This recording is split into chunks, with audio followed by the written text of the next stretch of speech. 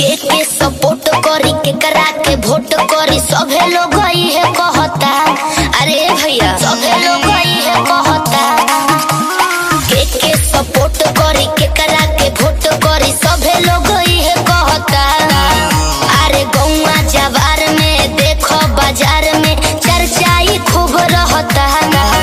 सब ही के चहेता करमठ नेता लावे के बाहो विजयी के माला पहिरावे के बाहो चुनाव के प्रचार अब जारी बाहो देखो पड़त सब ही